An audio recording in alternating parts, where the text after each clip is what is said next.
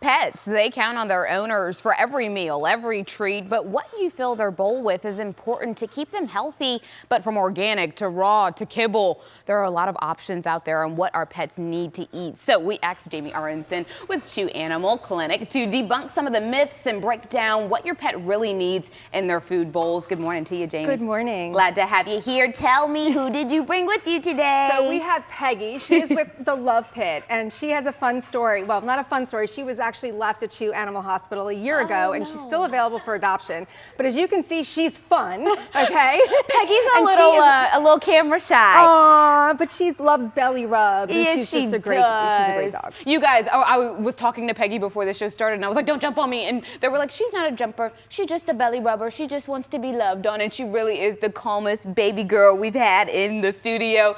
So tell me, how much should we feed our pet and how often? I think a lot of people toy with this. So I think feeding your pet depends on their age, their level of activity, you know, whether they have allergies or any issues. I would say you can feed twice a day for older dogs, 3 times a day for puppies, but you know, you want to match the amount of food with the level of activity. Okay, got it. So make sure we're not overfeeding, make sure they can work off those extra calories. Now let's debunk some myths, because there's a lot of myths out there, and I think there's a lot of food options to choose from, and your dog can't directly tell you. I mean, they show you, but they can't directly tell you, so it's a bit hard. So let's talk about homemade is better. True or false?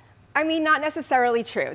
The problem with homemade is that you're not sure if you're going to have the right amount of vitamins, of minerals, amino acids. It's great if you want to make homemade food as a topper for kibble, but to make homemade food, like, you really need to have the right amount of proteins, versus vegetables versus fat that your dog needs. Yeah, okay, so there's a lot of science that goes into this that maybe we're not thinking about. Let's also talk about raw, because I know a lot of people want to do like raw chicken, raw duck feed, or something like that. Is raw best? So, you know what, raw has not, there's no science or anything proven behind raw. And I look at raw as like, you don't know where you're getting the meat from, right? So you want to avoid bacteria and salmonella, E. coli. So you don't want to get your dog sick. You know, when in doubt, if you're going to go raw, at least make sure you're getting it from an organic farm, know how it's raised. So know exactly where it's coming from. If you have a source and you know someone that's close to you, or you live to a farmer, that would probably be your best bet. Now, what about grains? Are they bad for dogs? No, grains are not good for dogs. I mean, grains are good for dogs, so sorry.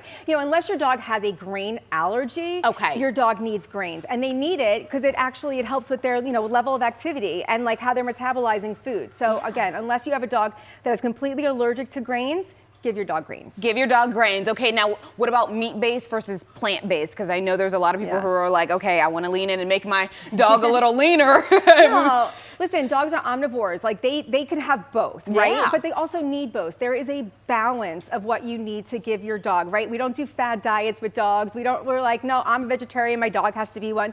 Give them meat, give them different types of protein, right? You have beef, you have chicken, turkey, venison, kangaroo. And so let them explore what they like, right? But also, like, let them have it. It's good for them. I also think, I mean, like you said, let them pick or whatever. You could almost like lay it out in front of them and see what they like the best too. You could go about it that way. More protein is always better. Is that true or false? So you, again, there's a balance, right? A balance of protein, of fat, of vitamins and minerals, okay? Sometimes too much protein can be hard on an animal's kidneys, so you do have to be careful. So if you're giving a high protein food, don't supplement with, you know, extra poultry or beef. Okay, got it. And what should people stay away from when it comes to the dog food? I know we're talking true or false, but when we're looking at those products and we look at the back of the bag, what should we either be seeing or not seeing? So I'm going to say that if you can't pronounce it, don't give it to your dog, right? Period. But also, like, anything that's a byproduct, right? That's not the actual product. That's like, you know, a derivative of it. Right. So you really want to be careful with what the main ingredients are. You want them to be like your full protein, like chicken and sweet potato and barley. You want to see not those chicken things. byproduct. I see what you mean. I see what you mean. So, okay, make sure that it's actually organic, or does it matter? No, it does not. Doesn't have to be organic. You guys don't listen to me. Listen to the expert.